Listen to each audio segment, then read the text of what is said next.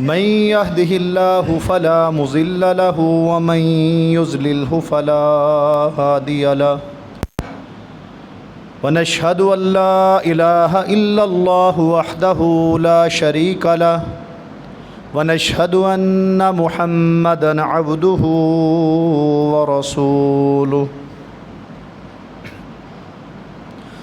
أما بعد فإن خير الحديث كتاب الله وخير الهدي هدي محمد صلى الله عليه وسلم وشر الأمور محدثاتها وكل محدثة بدعة وكل بدعة ضلالة وكل ضلالة في النار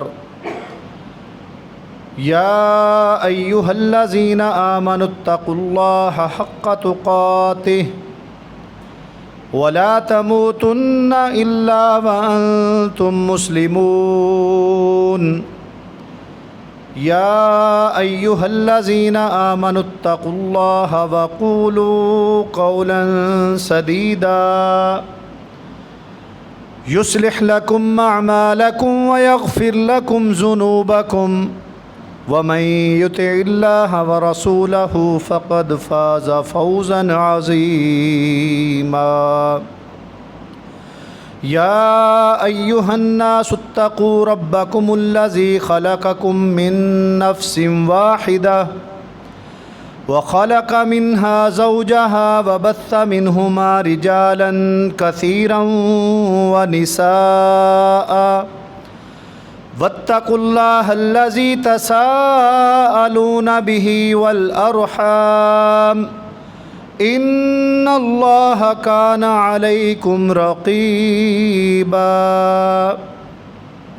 اللهم صل على محمد وعلى آل محمد كما صليت على إبراهيم وعلى آل إبراهيم إنك حميد مجيد اللهم بارك على محمد وعلى آل محمد كما باركت على إبراهيم وعلى آل إبراهيم إنك حميد مجيد۔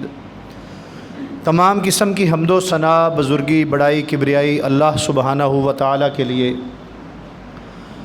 بے شمار انگنت درود و سلام امام الانبیاء، خاتم النبیین، سید المرسلین، امام المجاہدین جناب محمد الرسول اللہ صلی اللہ علیہ وسلم کی ذات اقدس پر نہایت ہی قابل احترام محترم عزیز بھائیوں، دوستوں، بزرگوں، ذی الحج کا یہ مہینہ بے شمار قربانیوں کا مہینہ ہے۔ عرف عام میں جو مشہور ہے وہ حضرت اسماعیل علیہ السلام کی قربانی اور قربانی کا وہ فریضہ جو فرزندان اسلام 10 ذی الحج کو ادا کرتے ہیں، ہمارے ذہنوں پر، دل و دماغ پر تقریباً وہی غالب ہے۔ لیکن بعض قربانیاں دین کی خاطر، اسلام کی خاطر اور اللہ کے نبی کے بتائے ہوئے طریقے کی خاطر ایسی لازوال قربانیاں اسلامی تاریخ کا حصہ ہیں کہ جن کو اگر غور و فکر اور تدبر کے ساتھ پڑھا اور سنا جائے تو انسان کے رونگٹے کھڑے ہو جاتے ہیں کہ یہ کیسے لوگ تھے، یہ کیسے دعوے دار تھے اسلام اور ایمان کے، یہ کیسے دعوے دار تھے محب رسول ہونے کے، کہ یہی انسان کہ جن کے بارے میں آج ہم واقعات سناتے ہیں ان کی عملی زندگی پر غور کریں اور ہم اپنی عملی زندگی پر غور کریں تو ہم کسی بھی درجے پر جا کر ان کے اسلام کو نہیں پہنچتے۔ حالانکہ ہمارا دور دین اسلام کی تعلیم و تربیت، تبلیغ اور عمل کے لحاظ سے اس دور سے بہت آسان ہے۔ جس دور کے اندر میں اور آپ رہتے بستے ہیں، یہ دور اتنا شاندار ہے عمل کرنے کے لحاظ سے، تبلیغ کے لحاظ سے، کہ رسول اللہ صلی اللہ علیہ وآلہ وسلم کا دور اس سے بے پناہ مشکل دور تھا۔ قرآن نے اس دور کو فساد اور ظلم کا دور قرار دیا ہے۔ ظہر الفساد فی البر والبحر، کہ انسانوں کے اپنے اعمال کی بنیاد پر تری اور خشکی پر فساد ہی فساد تھا۔ ہر جگہ پر لڑائی جھگڑے، بیٹیوں کو زندہ قتل کرنا، سود، شراب، رشوت اور قافلوں کو لوٹنا، طاقتور کا کمزور کے اوپر ظلم کرنا۔ اس دور کے اندر ایسے عظیم ہستیاں کھڑی ہوتی ہیں، اس طرح کے عظیم صحابہ کرام رسول اللہ صلی اللہ علیہ وسلم کو چاہنے اور ماننے والے کھڑے ہوتے ہیں کہ آج ان کے قصے سنا کر ہم حیران ہو رہے ہوتے ہیں، اور ہم صرف حیران ہو کر مسجد سے نکل جاتے ہیں، اپنی عملی زندگی میں اس کا کیا کردار ہے ہم اس کو نہیں دیکھتے۔ میرے عزیز بھائیوں، آج کے خطبہ جمعہ میں ہم سیدنا عثمان ابن عفان، عثمان غنی رضی اللہ تعالیٰ عنہ کی فضائل اور ان کی شہادت کے حوالے سے چند مختصر واقعات بیان کریں گے، اور اس کے تناظر میں دیکھیں گے کہ وہ کیا معاملات تھے کہ جس کی وجہ سے ایک ایسے عظیم المرتبت شخصیت کہ جن کے بارے میں رسول اللہ صلی اللہ علیہ وآلہ وسلم کے فرامین ہیں کہ العثمان فی الجنہ، کہ عثمان جنتی ہیں، لکل نبی رفیق و رفیقی فی الجنت عثمان، کہ جنت میں ہر نبی کا ایک دوست اور ساتھی ہوگا، اور جنت میں میرا دوست اور ساتھی عثمان ہوگا۔ اور جب پہاڑ پر کھڑے تھے، غار حرا والا جو پہاڑ ہے اس کے اوپر کھڑے تھے رسول اللہ صلی اللہ علیہ وآلہ وسلم، ابو بکر اور عمر اور عثمان رضی اللہ تعالیٰ علیہم اجمعین، اور زلزلہ آتا ہے تو رسول اللہ صلی اللہ علیہ وآلہ وسلم کیا فرماتے ہیں کہ کیا تمہارے اوپر ایک نبی، ایک صدیق اور 2 شہید نہیں کھڑے ہوئے؟ زبان نبوت سے ایسی باتیں معلوم ہونا شروع ہو چکی تھیں کہ سیدنا عثمان ابن عفان رضی اللہ تعالیٰ عنہ کا جو دور خلافت ہوگا یہ فتنوں سے بھرپور ہوگا، بڑا مشکل ترین دور ہوگا۔ حضرت عمر فاروق رضی اللہ تعالیٰ عنہ کی شہادت کے بعد ہی فتنوں نے سر اٹھانے شروع کر دیے تھے۔ الزام کیا لگتے ہیں اس وقت کے بلوائیوں نے، اور یاد رکھیں کہ وہ کوئی کفار نہیں تھے۔ ہمارے پاس یہ جو اسلام پہنچا ہے، اور میں آج ایک خوبصورت ماحول کے اندر اے سی لگی ہوئی مسجد جس کے اندر ایک قالین بھی بچھا ہوا ہے، ٹھنڈے ماحول کے اندر خطاب کر رہا ہوں، تو یہ ان قربانیوں کا ثمر ہے جنہوں نے وہ قربانیاں دیں۔ کام چلتے چلتے چلتے آج تو ہم صرف فرضی اور نام کے مسلمان رہ گئے، ہماری قربانیاں تو کچھ بھی نہیں ہیں۔ یہیں پر بجلی بند ہو جائے تو نمازیوں کے بعد میں کمنٹ چیک کر لینا کہ مسجد میں گئے تھے گرمی میں مار دیا۔ اتنے لاڈلے مسلمان، کسی نے کئی مہینے بعد 6 مہینے بعد کسی کی کوئی خدمت کر دی، 4 آنے دے دیے، وہ بندہ احسان جتلاتا رہتا ہے پورا سال کہ میں نے فلاں کی بھی خدمت کی، فلاں مسجد میں فنڈ دیا، فلاں مجاہدین کو دیا، امام کو تنخواہ دی۔ وہ تو بندہ اپنا گردن نیچے نہیں ہونے دیتا کہ میں اتنی خدمت کرتا ہوں دین کی۔ آج ذرا ہم حضرت عثمان غنی کی سیرت میں ان کے تناظر میں دیکھیں گے کہ میں اور آپ کتنے خرچ کرنے والے تھے اور عثمان غنی کتنے خرچ کرنے والے تھے، اور کبھی جتلایا۔ عثمان غنی رضی اللہ تعالیٰ عنہ پر ایک جھوٹا اعتراض اور الزام یہ لگایا گیا کہ بیت المال میں غبن کرتے ہیں۔ ان بد عقلوں سے کوئی پوچھے کہ جنہوں نے یہ بہکاوا دیا مسلمانوں کو، آج بھی ایسے ہوتا ہے۔ عزیز بھائیو، یاد رکھیں، صرف بات سن کر آگے پھیلا دینا کہ فلاں بندہ ایسا ہے۔ آج ٹاک شوز ہوتے ہیں، لوگ مجلسوں میں بیٹھتے ہیں، ڈیروں میں، دکانوں میں، دفتروں میں بیٹھ کر کسی تیسرے بندے کے کردار پر بات ہو رہی ہوتی ہے، اور وہیں سے سن کر ایک ہم اپنا امیج اور اپنا ذہن بنا لیتے ہیں کہ فلاں تو ایسا ہی ہوگا۔ تحقیق کرنی چاہیے۔ فَإِن جَاءَكُمْ فَاسِقٌ بِنَبَإٍ فَتَبَيَّنُوا، کہ اگر تمہارے پاس کوئی فاسق شخص، فاسق اس شخص کو کہتے ہیں کہ جو ہر وقت مسلمانوں میں لڑائی جھگڑا، ایک دوسرے کی عزت خراب کرنے کی باتوں میں لگا ہوا ہو، کوئی خبر لے کر آئے تو تحقیق کر لیا کرو۔ بعض لوگ بڑے دو رخے ہوتے ہیں، آپ کے پاس بیٹھ کر آپ کی عزت اور توقیر کی باتیں کر رہے ہوتے ہیں، اور دوسرے کے پاس جا کر بیٹھ کر اس کی بدخوئی اور آپ کی عزت کی باتیں کر رہے ہوتے ہیں۔ یہ بڑا خطرناک آدمی ہوتا ہے۔ اللہ اکبر۔ جب حضرت عثمان غنی رضی اللہ تعالیٰ عنہ پر ایک یہ اعتراض لگا کہ بیت المال کے اندر بے قاعدگی کرتے ہیں، پیسے کھا جاتے ہیں۔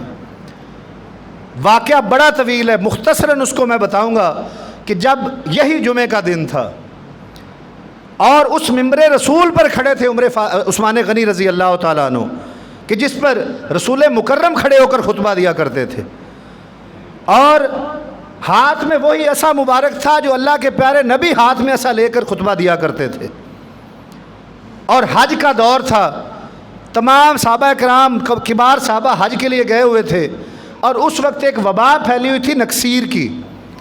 حضرت عثمان غنی رضی اللہ تعالیٰ عنہ کو بھی شدید نکسیر اس وقت آتی تھی، آپ حج پر نہیں جا سکے۔ ان اسلام دشمن عناصر کو موقع مل گیا کہ اب موقع ہے کہ ساری کبار صحابہ مجاہد صحابہ حج کے لیے گئے، پیچھے سے گھراؤ کر لو، محاصرہ کر لو، ورنہ پھر موقع نہیں ملے گا۔ اب ایسے ہی خطبہ جمعہ کے درمیان بکھر کر بیٹھے ہوئے ہیں، ایک شخص نے بیچ میں سے خطبہ رکوا دیا، عثمان اپنا خطبہ روک دو، تم بیت المال میں بے قاعدگی کرتے ہو۔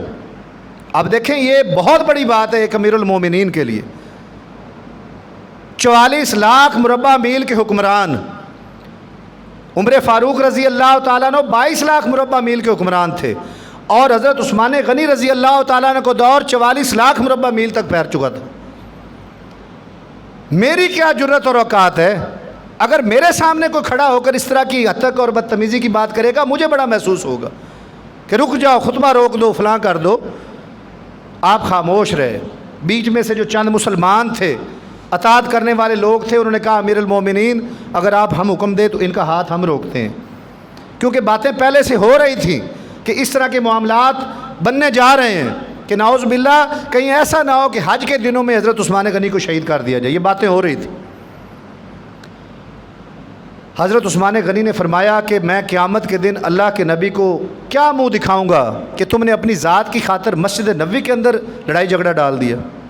خاموشی سے بیٹھ جاؤ۔ ابھی وہ شخص کھڑا تھا کہ ایک اور کھڑا ہو گیا، اس نے کہا کہ تم اپنے رشتہ داروں کو نوازتے ہو، تمام عہدوں پر اپنے اپنے رشتہ دار رکھے ہوئے ہیں۔ حضرت عثمان غنی رضی اللہ تعالیٰ عنہ پھر خاموش ہو گئے۔ مسلمان پھر اٹھتے ہیں کہ اے امیر المومنین ہم اتنے بھی کمزور نہیں ہیں کہ ان کے ہاتھوں کو اور زبانوں کو نہ روک گئے، آپ ہمیں حکم دیں، ہم ان کو مسجد سے باہر نکال دیتے ہیں۔ آپ کا وہی جواب تھا کہ یہ وہ مسجد نبوی ہے کہ جس کے احترام میں قرآنی آیات نازل ہو چکی ہیں، کہ نبی کی مسجد میں نبی کے پاس اپنی آوازوں کو بلند نہ کرو، لا ترفعوا اصواتکم فوق صوت النبی، وہ بول رہے ہیں تم خاموش ہو جاؤ۔ بالآخر بدبختوں نے آگے بڑھ کر ہاتھ سے وہ عصا چھین کر توڑ دیا جو اللہ کے رسول پکڑا کرتے تھے۔ کیا سما ہوگا، کس طرح کا ماحول بن چکا ہوگا۔ بالآخر آپ کو مجبور کر دیا گیا گھر کی حد تک کہ جائیں اپنے گھر کو، ہم آپ کا بعد میں فیصلہ کریں گے۔ گھر کو محاصرے میں لے لیا گیا۔ حضرت علی رضی اللہ تعالیٰ عنہ اپنے دونوں بیٹوں کو حسن اور حسین کو فرمایا کہ جائیں اور عثمان غنی کے دروازے پہ کھڑے ہو کر پہرا دیں، مجھے خطرہ ہے کہ کوئی نقصان ہوگا۔ یہ نوجوان آنے جنت کہ جن سے بڑی محبت اور پیار کی ایک فضا تھی، حضرت علی رضی اللہ تعالیٰ نہ صرف بیٹوں کی حیثیت سے بلکہ نواسہ رسول ہونے کی حیثیت سے ان کی عزت اور احترام کیا کرتے تھے کہ نواسہ رسول ہیں، جائیں آج عثمان کے دروازے کے اوپر پہرا دو، مجھے حالات اچھے نظر نہیں آ رہے۔ عزیز بھائیو، ہم 10 محرم کے دن سبیلیں لگاتے ہیں، ہمیں واقعات سنائے جاتے ہیں امام حسین رضی اللہ تعالیٰ عنہ کی شہادت کے، درست ہیں، بڑے المناک ہیں، تکلیف دہ ہیں۔ صحیح روایات کے مطابق بتایا جاتا ہے کہ تقریباً کو 3 دن پانی بند رہا تھا حضرت امام حسین رضی اللہ تعالیٰ عنہ کا، 10 دن ہوا ہوگا۔ کبھی کسی نے اس بات کی طرف توجہ اور غور کیا کہ اسلام کی خاطر ایک یہ بھی قربانی دی گئی کہ جس کے اوپر 40 روز پانی بند کیا گیا، اجازت نہیں تھی کسی کو کہ گھڑا کوئی لوٹا کو پانی کا اندر لے کر چلا جائے، روزے رکھا کرتے تھے۔ بیوی آتی اور کہتی عثمان گھر کے اندر کوئی نمک پڑا ہوا ہے، کبھی اس کو چاٹ رہے ہیں، کبھی کوئی دیواروں کے ساتھ، کبھی کوئی کپڑا چوس رہے ہیں اپنے منہ کا لعاب اندر لے جا کر، انتہائی زیادہ کمزوری۔ 40 دن بندہ بھوکا پیاسا رہ کیسے رہ سکتا ہے؟ عزیز بھائیو، ایک دن گھر کی چھت پر چڑھے، کہا لوگوں مخاطب ہو جاؤ، تم میرے اوپر الزام لگاتے ہو کہ عثمان بیت المال میں سے گھپلا کرتا ہے، کیا تم اس وقت کو بھول گئے کہ جب مدینہ المنورہ کے اندر ایک ہی میٹھے پانی کا کنواں تھا اور مسلمانوں کو وہ یہودی تنگ کیا کرتا تھا، اور اللہ کے رسول نے فرمایا تھا کہ کون ہے جو اس بیر روما کو مسلمانوں کے لیے خرید کر وقف کر دے، میں اس کو جنت کی ضمانت دیتا ہوں۔ تو میں اٹھا تھا، میں نے وہ کنواں خریدا تھا اور مسلمانوں کے لیے وقف کیا تھا۔ کیا تم اس وقت کو بھول گئے کہ جب مسجد نبوی کی جگہ تنگ پڑ رہی تھی، مسلمان صحابہ جمعہ کے دن دیواروں کے ساتھ لگ کے کھڑے ہوتے تھے، جگہ نہیں ہوتی تھی، اور پیارے پیغمبر علیہ الصلوۃ والسلام نے صدا لگائی تھی کہ کون ہے جو اس مسجد کی توسیع کے لیے زمین خرید کر وقف کر دے، میں محمد جنت میں اس کو گھر لے کر دوں گا۔ تو میں کھڑا ہوا تھا، تم مجھے پیسوں کی کرپشن کا الزام لگا رہے ہو۔ اور غزوہ مؤتہ، جیش الاسرہ، مشکل ترین جنگ، کہ جب اللہ کے نبی نے فرمایا تھا کہ جو اس جنگ کے اندر مسلمانوں کی اور مجاہدین کی مدد کرے گا میں محمد اس کو جنت کی ضمانت دیتا ہوں، تو سب سے پہلے کھڑے ہو کر میں نے 100 اونٹ وقف کیا تھا، بما ساز و سامان۔ آج ایک اونٹ کی قیمت کا اندازہ لگائیں، ہمارے دوست قربانیاں کرتے ہیں 2-2 3-3 لاکھ روپیہ، کم از کم 3 لاکھ روپیہ، 5 لاکھ روپیہ۔ تو 100 اونٹ کی قیمت کا اندازہ اس وقت کے حساب سے لگائیں۔ عرب کے سرخ اونٹ، ان کی مشہوری آج بھی ہے کہ کتنے قیمتی ہوتے تھے۔ پھر اللہ کے نبی نے فرمایا عثمان بیٹھ جاؤ۔ ابو بکر صدیق گھر کا سارا سامان لے کر آ گئے تھے، عمر فاروق رضی اللہ تعالیٰ عنہ گھر کا آدھا سامان لے کر آ گئے تھے۔ اللہ کے نبی صلی اللہ علیہ وسلم نے فرمایا کہ کون ہے جو مسلمانوں کی جہاد میں مدد کرے، جیش الاسرہ میں مدد کرے، میں اس کو جنت کی ضمانت دیتا ہوں۔ میں پھر کھڑا ہو گیا اور میں نے 100 اونٹ اور دے دیا۔ بات چلتے چلتے 700 اونٹ تک گئی ہے کہ جس بندے نے اپنے مال میں سے 700 اونٹ بما ساز و سامان، بما خوراک اللہ کی راہ میں وقف کر دی ہو، تم اس پر کرپشن کا الزام لگا رہے ہو۔ اور اس کے بعد آہستہ آہستہ، کیونکہ ان کا مقصد ہی فتنہ پھیلانا اور ان کو شہید کرنا تھا، وہ بات سننا ہی نہیں چاہتے تھے، بالکل بات نہیں برداشت کرنا چاہتے تھے۔ پھر آپ نے فرمایا کہ تم مجھے قتل کرنے کے در پے ہو، کیا اللہ کے نبی کے وہ فرمان تم نے نہیں سنے ہوئے کہ جب اللہ کے نبی گھر میں تشریف فرما تھے؟ اما عائشہ صدیقہ رضی اللہ تعالیٰ عنہ اس حدیث کی راویہ ہے۔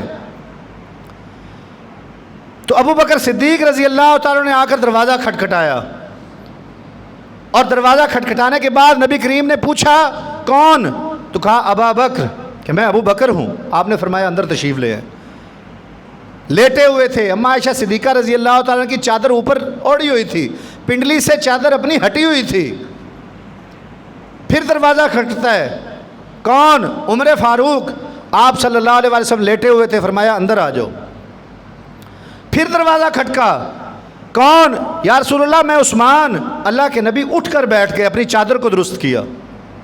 پوچھا ابو بکر صدیق رضی اللہ تعالیٰ عنہ نے، اور اما عائشہ نے بھی استفسار کیا کہ یا رسول اللہ میرے والد ابو بکر آئے، آپ لیٹے رہے تھے، عمر فاروق آئے، آپ آرام فرما رہے تھے، جیسے ہی عثمان آئے آپ اٹھ کر بیٹھ کر اپنی چادر کو درست کیا۔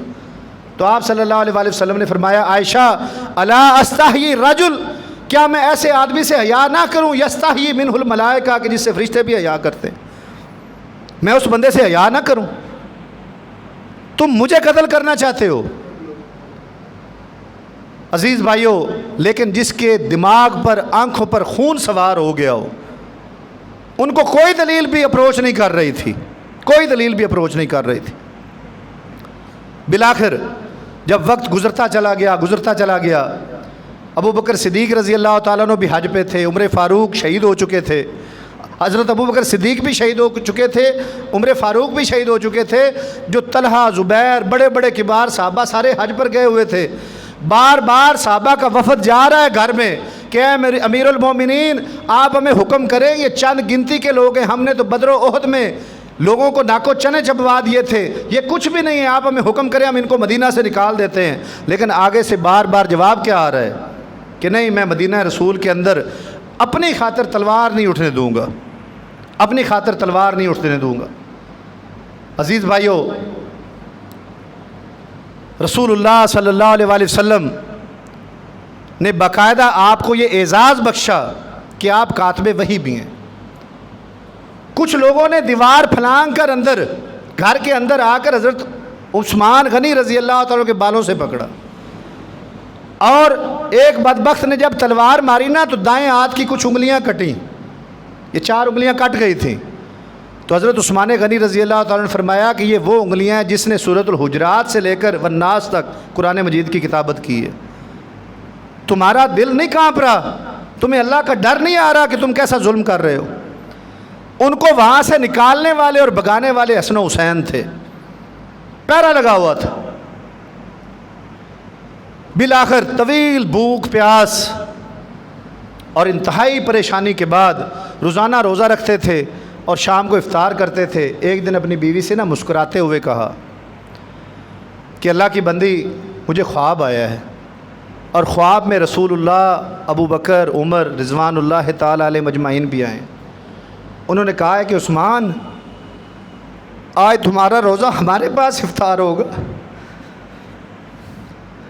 آج تمہاری افطاری ہمارے پاس ہے، آج غم ختم ہو جائیں گے، کوئی پریشانی کی ضرورت نہیں، اللہ نے مجھے اپنے پاس بلا لینا ہے. شام کا وقت تھا، ایک پیغام رساں بھیجا حضرت علی کی طرف کہ میری آ کر بات سنیں. حضرت علی رضی اللہ تعالیٰ جانے لگے، راستے میں ان کو روکا گیا. انہوں نے اپنی پگڑی اس قاصد کو دی، کہا کہ جا کر یہ حضرت عثمان غنی کو پکڑاؤ، یہ دلیل کے طور پر دے رہا ہوں، اور ان سے پوچھ کر آؤ، اگر حکم دیتے ہیں تو میں آج تلوار نکالتا ہوں ان کے خلاف اور ان سب کو مدینہ سے نکال دوں گا، کیونکہ آپ امیر المومنین ہیں، ہمیں لڑنے بھی نہیں دے رہے اور یہ مجھے آپ تک پہنچنے بھی نہیں دے رہے ہیں. عثمان غنی رضی اللہ تعالیٰ نے پھر پیغام بھیجا کہ پریشان نہ ہو، نہ نہیں آنے دیتے تو نہ آئے، تلوار نہیں نکالنی. آج انہوں نے مجھے اس کنویں سے پیاسا رکھا ہوا جس کو خرید کر میں نے اللہ کی راہ میں وقف کر دیا تھا. شام کا وقت ہوتا ہے کہ گھر کے اندر سے رونے چیخنے کی آوازیں شروع ہو گئی.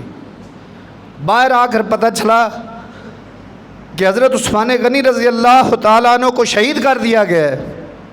نہیں رکے حضرت علی رضی اللہ تعالیٰ عنہ، البدایہ والنہایہ میں آتا ہے کہ بھاگ کر گئے، جوتا نہیں پہنا ہوا، فلطمہ علی صدر الحسین وضرب علی وجہ الحسن. وہ 2 شہزادے جنت کے جن کی عزت کیا کرتے تھے، آج حسن کے سینے میں مکہ مار کر اور حسین کے چہرے پر تھپڑ لگا کر کہہ رہے ہیں کیف قتل امیر المومنین وانتم علی الباب، کہ تم دروازے پہ کھڑے اور امیر المومنین شہید ہو گئے. عزیز بھائیو، یہ کوئی عام سی باتیں نہیں تھی. اسلام کی خاطر کوئی ذاتی منفعت نہیں تھی، کوئی ان کا ذاتی ایجنڈا نہیں تھا، صرف ایک کہ اسلام بلند رہے، مدینہ میں قتل و غارت نہ ہو، اللہ کا دین بچا رہے. اور آج بھی وہ قرآن مصر یا غالباً ترکی کے عجائب گھر میں رکھا ہوا ہے کہ جب چھینٹے پڑے تھے نا خون کے، فَسَيَكْفِيكَهُمُ اللَّهُ وَهُوَ السَّمِيعُ الْبَصِيرُ، کہ ایسے لگتا ہے جیسے اللہ ان سے کہہ رہے ہوں کہ اے عثمان، تمہارے لیے اللہ ہی کافی ہے، وہ دیکھ بھی رہا ہے اور سن بھی رہا ہے. قیامت کے دن یہ فیصلے ہوں گے. حضرت عثمان غنی رضی اللہ تعالیٰ عنہ کی شہادت تو ہو گئی، واقعہ پڑھ بھی لیا، سنا بھی لیا. ہمیں کیا درس ملتا ہے؟ کیا ہم ایسے ہی سن کر چلے جایا کریں گے؟ میرے عزیز بھائیو، اس دین کی خاطر کہیں بھی مال کی، جان کی، برادری کی، محلے کی قربانی دینی پڑی تو دینی چاہیے. دین اتنا سستا نہیں ہے. یہ کئی دفعہ شادی بیاہوں پر ہم دیکھتے ہیں کہ جب منع کیا جاتا ہے کہ جناب یہ ہندوانہ رسم ہے، نہیں جی اب کوئی رکتا ہی نہیں ہے، کہنا ہی نہیں مانتے ہیں. یہ تو خواتین غالب آ جاتی ہیں، وہ کہتے ہیں تم باہر چلے جاؤ، ناک نہیں رہے گی، برادری کیا کہے گی، محلے والے کیا کہیں گے. اگر یہی ساری چیزیں رسول اللہ صلی اللہ علیہ وآلہ وسلم، صحابہ کرام رضوان اللہ تعالیٰ علیہ مجمعین اور دیگر لوگ سوچ لیا کرتے تو آج دین کی یہ شکل ہمارے پاس نہ ہوتی. ہم سارے میٹھی میٹھی سنتوں پر عمل کرنے والے مسلمان ہیں. ہم سے تو وہ چیزیں نہیں چھوٹ رہی جس کے اوپر نہ کوئی مال لگتا ہے، نہ کوئی مشقت ہوتی ہے. منافقانہ طرز عمل ہمارے اندر انتہا کا ہو چکا ہے. آج اس حدیث کے تناظر میں ہم سب اپنے آپ کو دیکھیں کہ کیا یہ چیزیں میرے اندر تو نہیں پایا جاتی. آیات المنافق ثلاث، کہ منافق کی 3 بڑی علامتیں ہیں. اذا حدث کذب، بات کرتا ہے تو جھوٹ بولتا ہے. میں بھی غور کروں، آپ بھی غور کریں. اذا وعد اخلف، جب وعدہ کرتا ہے تو وعدہ خلافی کرتا ہے. اذا تؤمن خان، اس کے پاس کوئی امانت رکھی جاتی ہے تو خیانت کرتا ہے. اور امانت اور خیانت کا تعلق صرف مال سے نہیں ہے، یہ یاد رکھیے گا. آپ میں سے بعض سرکاری ملازمین بھی بیٹھے ہیں، پرائیویٹ ملازمین بھی بیٹھے ہوئے ہیں، کوئی گھروں کے اندر بھی ملازمت کرتا ہوگا، کوئی کاروباری لوگ ہیں۔ جو بات دو فریقین کے درمیان طے ہو جائے، چاہے وہ دکانداری کی ہے، کاروبار کی ہے، نوکری کی ہے، مالک کی ہے، کہ اس کے بدلے میں اتنے پیسے لوں گا، مال یہ ہوگا، اتنا پیسہ ہوگا، اور اتنا میں ٹائم دوں گا، اتنی تنخواہ لوں گا، جو بندہ اس کا حق ادا نہیں کرے گا وہ خائن تصور کیا جائے گا، وہ بے ایمان آدمی ہے۔ دعوے بہت بڑے ہیں، عمل نہیں ہے ہمارے اندر۔ اور ایک اور نشانی ایک روایت میں آتی ہے، اذا خاصم فجر، کہ جب لڑتا ہے نا بندہ تو ماؤں بہنوں کی گالیاں دینا شروع کر دیتا ہے، یہ بھی منافق ہے۔ یاد رکھیں آج کے دور میں ہم یہ سمجھ رہے ہیں کہ سب سے اچھا مسلمان، سب سے بڑا مسلمان وہ ہے جس کے چہرے پر داڑھی، ٹخنوں سے اوپر شلوار، 5 وقت کی نماز اور تلاوت قرآن مجید ادا کرتا ہو۔ ہم سمجھتے ہیں یہ بہت بڑا مسلمان ہے۔ یہ مسلمانی نہیں بچا سکے گی جب تک ہم اپنے ماں باپ کے حقوق ادا نہیں کریں گے، بہن بھائیوں کے حقوق ادا نہیں کریں گے۔ باپ جب تک اپنی بیٹی کے بارے میں باقاعدہ یہ رواج اور روٹین بنا کر نہیں جائے گا کہ میری بیٹی کو وراثت میں سے حصہ ملنا چاہیے، یہ نمازیں نہیں بچا سکے گی۔ ہمسائے اگر تنگ ہے میری فطرت سے، میری نمازیں مجھے نہیں بچا سکیں گی۔ میں اگر سود، رشوت، چوری، جھوٹ ان معاملات میں ملوث ہوں تو میری نمازیں مجھے نہیں بچا سکیں گی۔ عزیز بھائیوں، بڑا ہی اچھا موقع تھا ان کے لیے کہ وہ اپنی جانوں کو بچا لیتے۔ اللہ کے نبی کو شہید کیا گیا، زہر دیا گیا اس دین کی خاطر، بیٹیوں کو طلاقیں ہوئیں اس دین کی خاطر، ہجرت ہوئی اس دین کی خاطر۔ ابو بکر صدیق کی زندگی کو دیکھ لیں، عمر فاروق رضی اللہ تعالیٰ کی زندگی کو دیکھ لیں، عثمان غنی رضی اللہ تعالیٰ کی زندگی کو دیکھ لیں، علی المرتضیٰ رضی اللہ تعالیٰ کی زندگی کو دیکھ لیں۔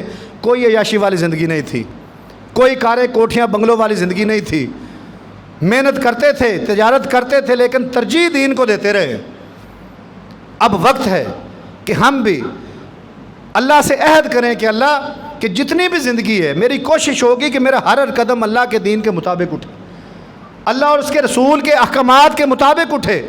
میرے اندر جو کمی ہے مجھے آ کر بتائیں اور میں اس کو کھلے دل سے تسلیم کروں، اور آپ کے اندر کوئی کمی ہو آپ کو بتایا جائے، اس کو کھلے دل سے تسلیم کرے۔ معاشرہ ایسے ہی بنتا ہے۔